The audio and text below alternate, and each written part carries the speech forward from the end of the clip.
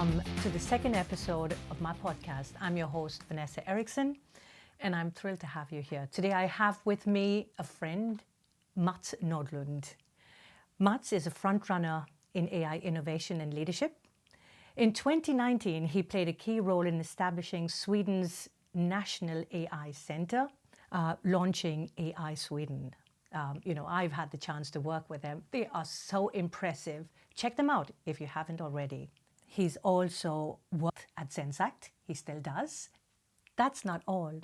He's got 15 years of executive experience at Saab and Emerson Process Management, but also academic leadership with roles at MIT, School Tech, and a founding contributor to the European Research Council. Welcome, Mats Nordlund. Do you want to say a few words about yourself to our listeners? Well, it's a pleasure to be here, and it's a pleasure to have this discussion with Vanessa. Vanessa's always impressed me as a person who provides new perspective, fresh perspectives based on her broad background, and always found that we complement each other quite well in discussions we've had professionally and also after work. And I look forward to having a similar discussion here where our complementary perspectives can bring out some new ideas and hopefully inspire you who are listening to or viewing this podcast to come up with new ideas and new directions for yourself.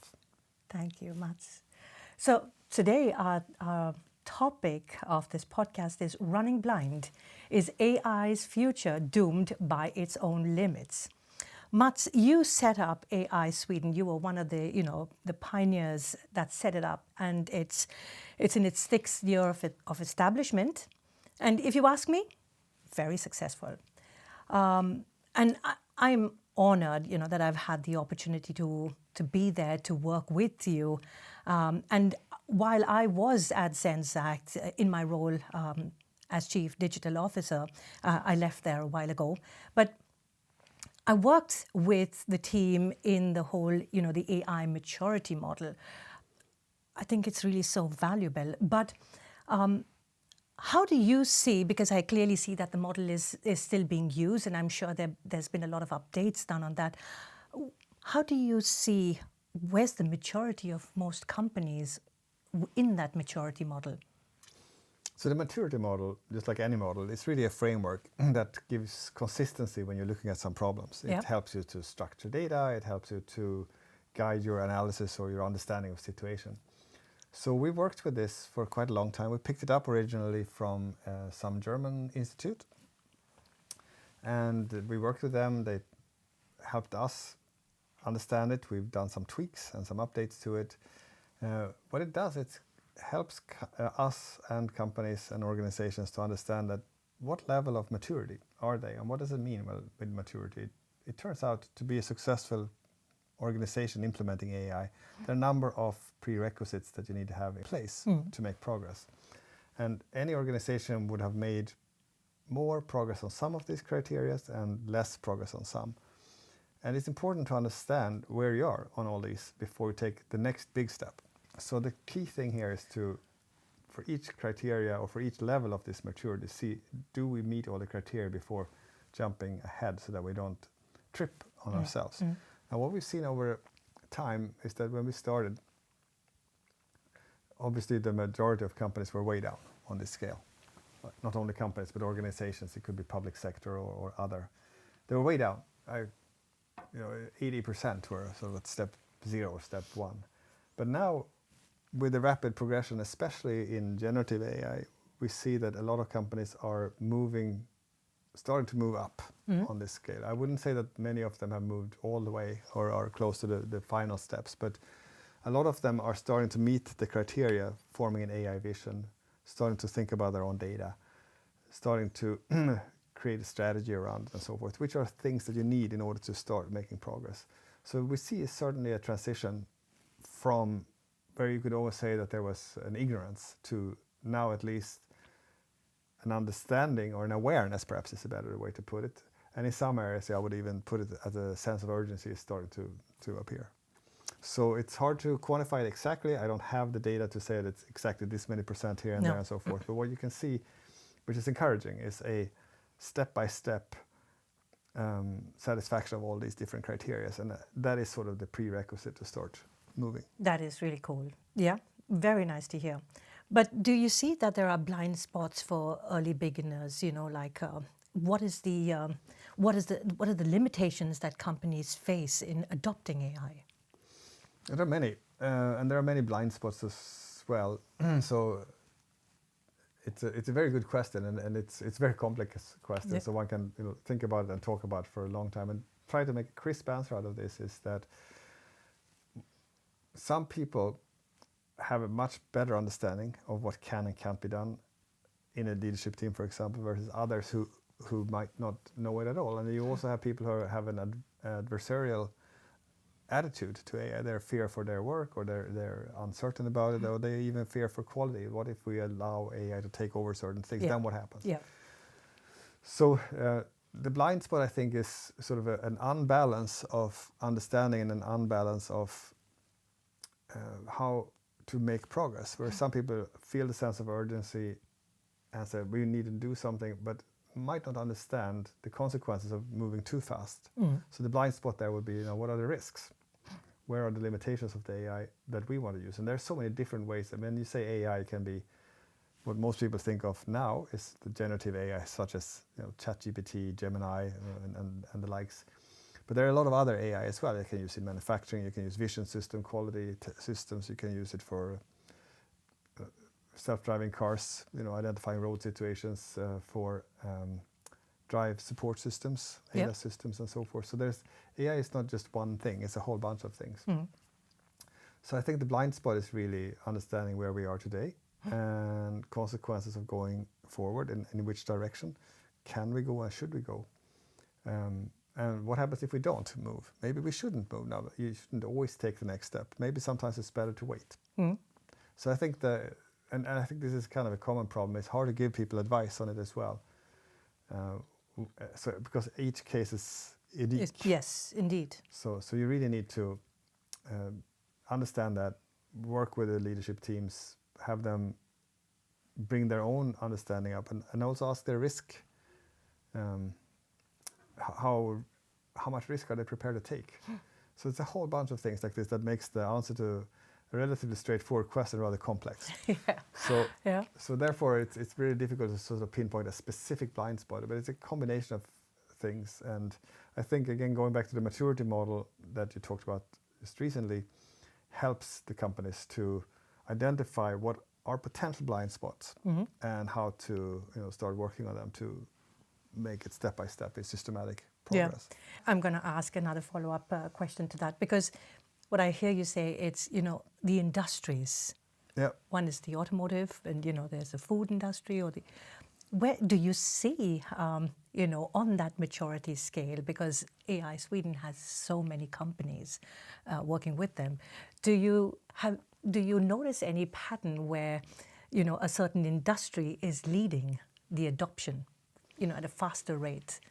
Well, there are different things again here to talk about. So you can certainly say that, for example, the automotive is leading the innovation. Yeah. That doesn't mean that the automotive customers are first at adopting it. No. So I would say that the fastest adoption that I've seen are among students at universities. They are really creative, they're really brave, and they experiment with how to use AI to further their success as students. Some students use it in, I would say, an unethical way, and that's unfortunate. They kind of miss the point of why they are at university if they ask the AI to solve the problem for them. I've seen many, many really impressive students understanding fully how to engage the AI as a mentor. And instead of asking the AI to solve this problem for me, if the student gets stuck, say, well, I'm stuck here now, give me some hints on how I can get unstuck. And then the AI would give you that. And that is extremely creative, I would say. So I would say that the best adopters, as always, are students. And then the students will come into companies. And then hopefully management won't be too afraid of this, and they will actually make the students move forward. Yeah, and that's the AI change agent. Students are good. Yes. the AI change agent. That's a role that we adopted at Zenzact while I was at Zenzact, because I thought, from a culture perspective, helping the rest of the company. Because while on the leadership level, you have people like you to come and advise leaders and help them, with the benefits and how to. I think yet you need people or AI agents to run around in the company, understand where there is benefit, and also help them to move in that direction. Thoughts? It's like a catalyst. Yes. So it's somebody who comes into an organization, is part of an organization, and helps the organization to transform. Yeah. So in chemistry, a catalyst makes the reaction go faster without being part of it. So it's in a way an analogy to this sort of role. I think there are many different ways one can implement AI transformation from, let's say, not being AI oriented to absorbing and benefiting from AI in some way. And this was an interesting experiment that we got some advice to do, putting an AI change agent in place. And overall, it's been extremely successful, because one of the things we see is that people are so busy in whatever organization they work that they rarely have the time to go and talk to others about what's going on in your department, what have you learned, and is there something we can bring across, and so forth. Not many organizations have the time or the culture to do that. It converges at the top, but at the top, typically a lot of the details are missed. So what you're doing here with an AI change agent is having a person who has a pretty open mind, doesn't have necessarily a specific stake in one thing or another, who has the possibility to move between organizations, listen to what goes on here, but also have a deep enough understanding to put that into context, understand what's generalizable here, what's not just applicable here, but what can be moved to somewhere else.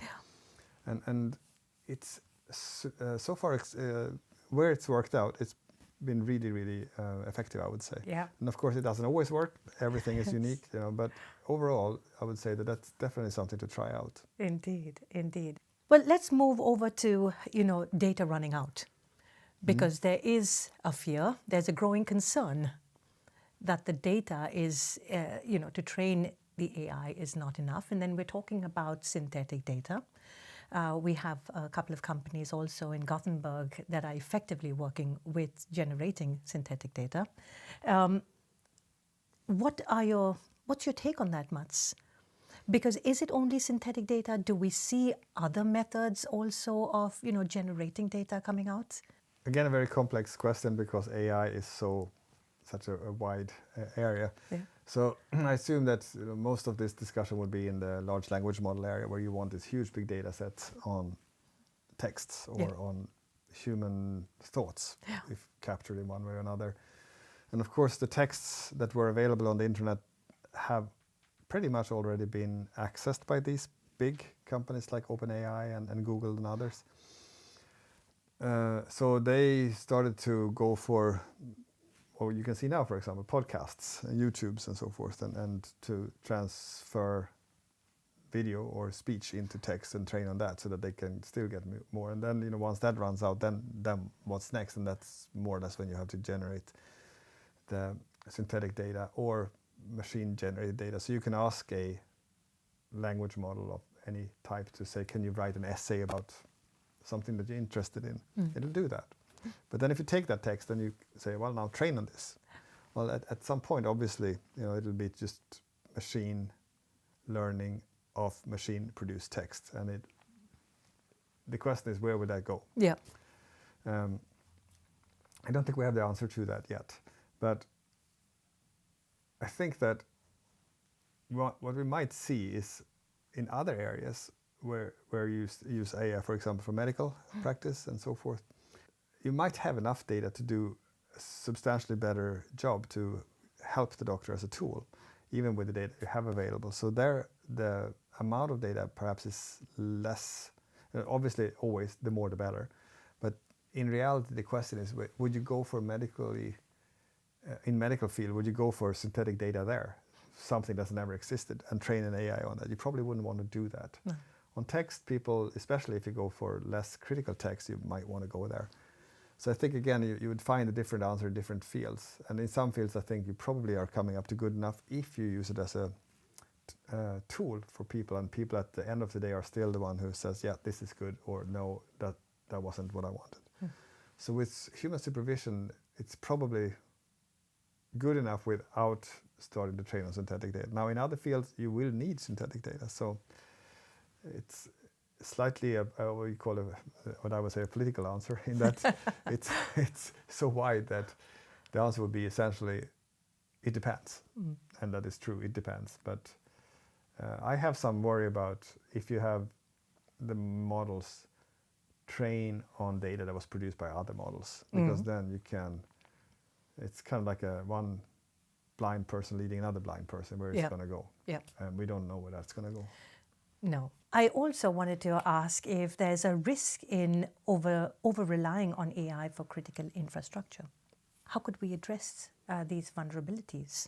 There's always a risk of relying on experts, whether it's an artificial intelligence or a real intelligence. Well, it turns out that not all experts, human experts, are as good as they say. They also make mistakes. So there's always a risk. And I think we should treat AI the same way as we do with human experts. And one of the best developed fields for dealing with rectifying mistakes, identifying them, I would say, is in the area of science, where you have peer reviews.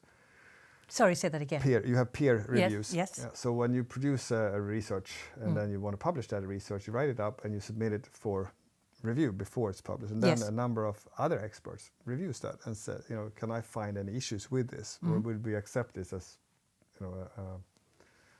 sort of science or knowledge or the truth, if you will? And that's how we treat humans who make claims. I think one can do the same with AI, that you have a peer review, if you will. That does not mean an AI reviewing another AI, but it means human supervision to actually, especially if it's on critical things, to really sort of have the last hand at it and say, yes, this is acceptable, or no, this isn't. Because at the end of the day, I think one can never blame the AI for decisions. It still should be the human who has that accountability. I like that. Yes, absolutely. We talked about this briefly. Do you see a future where AI systems possess a form of ethical reasoning, and how that might shift our understanding of accountability? I mean, it's just now what you said. The AI can never be accountable for the result. No, you can't. For example, you can't penalize an AI. I guess what would you do? Have it sort of lock it up in a cupboard for a day or two. That's so we can. There's no, let's say, threat, if you will, or some deterrence to the AI that you shouldn't do these things, or else you're going to have some trouble. So it has to be, at the end of the day, the human who makes the decision to use an AI in some capacity, whatever it might be. And some humans might say, well, I'll let the AI make all this decision, but then the human made that decision and is still responsible for delegating it all to an AI. Yeah. So if it goes wrong, it certainly was the AI who wasn't right, but it still was the human who allowed it. So somewhere up the line or down the line, there's got to be a human who has the accountability and feels the personal pressure to say, yeah, I'm comfortable with this, or no, I'm not comfortable with it for everything, or I'm comfortable if, and then you put some conditions on it. Yes. I think that will work. But if you just say, well, this AI looks good, then then you can't really trust what's going on in the system, I would say. Yeah. Do we see that happening today? I mean, from your experience. Yeah, I think we can to some level see it happening, where people rely maybe a little bit too much on the AI generated input. If you use an AI to make decisions for you or advise you, that they don't critically look at it. They might be stressed. They might have not fully understood the issue themselves, and the AI would write up or create an analysis or a diagnosis or whatever it might be, and say, well, here's what's wrong with the car. If you have a sort of a diagnostic AI that listens to whatever it is, and then you say, yeah, fine, that's what it is. But maybe the AI wasn't trained on that, the new thing that actually happened, and then it will never find it because it never seen it before. Yeah. So I think that one needs to factor in what level of certainty does this AI have, and over time it will get better and better. And especially when the models are new, there will be issues. Just like when you take a freshly graduated person before they've gotten the experience, they will make mistakes because they haven't seen all the different things yet. But as they go through their professional life, professional growth, over time they'll be more and more, let's say, reliable as an expert. I think you can look at an AI the same way. So a freshly graduated AI, just be there for it. But as they get older, like ourselves, maybe they can trust us more. I don't know. True that. But I still make mistakes. I think all of us do much. But so what are the big questions about AI that you think as a society, we as a society aren't asking but should be? Yeah, I think one of the things to ask is who should own the AI or who should produce it. Right now we pretty much rely on a lot of AI that's been produced by one of the bigger countries, depending on which country you live in. You might rely on Chinese models, you might rely on US models, on French models, on now I'm talking, let's say, on large language models, and they are sort of, but of course you can look at vision models and others. But so the question is, should there be some kind of AI sovereignty? Like who should own all these things? Who should train them? How much should you disclose on what was used in order to train this? I think there's a similar problem like what you've seen in the music business when we went over to music streaming. Before you would buy a CD and you would pay that, and some of that would go to the artists or the musicians. Yeah. Now the large language models, they don't really disclose what it was trained on, and some of that is copyrighted text, and the question is, should some of the money go back to the people who wrote that text? How do they benefit from this? So these are kind of questions that we haven't really asked ourselves. They're obviously coming up higher and higher on the agenda now, but so there are questions like this that we need to think about and then ask, how do we actually resolve them, and how do we make sure that people who actually contributed also get a piece of the rewards for all this? Yeah. And then, Mats, I have my one last question. If you could change one misconception about AI in public discourse, what would it be and why? I would say that the biggest misconception that I find among people is that it's too hard, that it's very complicated. Sure, the technology that powers the AI and that's inside AI, that's rather complicated, take a long time to understand, but to use it, especially now, is not that hard. So I would say it's not dangerous to try, and there are lots of free applications where you can generate images. One of my favorite applications to get into AI, especially generative AI, is to use it for reducing food waste at home. So what I did when I got the first instance of large language models about 2 years ago, or a little bit more, I would go at home into my fridge and I would say, I have some of this item, I have some of this food, and some of that. I wouldn't necessarily know what to do with it. And after thinking about it for 3 days, well, it turns out that food would not be useful anymore. Okay. But now I can take my language model and I can write. I have some pineapple, I have some cream, I have some sausage, and I have some whatever. Yeah. And I ask it, make me a recipe for this. And it makes me a recipe for it. And it's good. That is so cool. So that's a good way to just launch it. Just try to use it at home to suggest food for yourself. It can't go wrong. The worst thing that happens is that you don't like it, but it actually is extremely surprisingly good. And my kids, they just made me for Christmas this year. They took all the recipes that I've produced with an AI and they compiled it into a cooking book. Wow! So I now have this cooking book that I have done the prompting for, asking it, can you make some food that has this and that and whatever. So I have a whole collection of such recipes now in my own cooking book. So if anybody wants that, this is my book promotion. But the fact is you can make your own. That is brilliant. Thank you so much. That was so much fun. Thank you, Mats. Thank you, Vanessa. And hopefully you get some ideas. And if not, go home and make a cookbook. Thank you, everybody. I hope you enjoyed this episode as much as I did. I hope it was helpful and insightful. We're all going to be cooks now, great chefs. So thanks for being here today. Remember to empower yourself, energize those around you, and elevate every moment, because that's what we have. Thank you.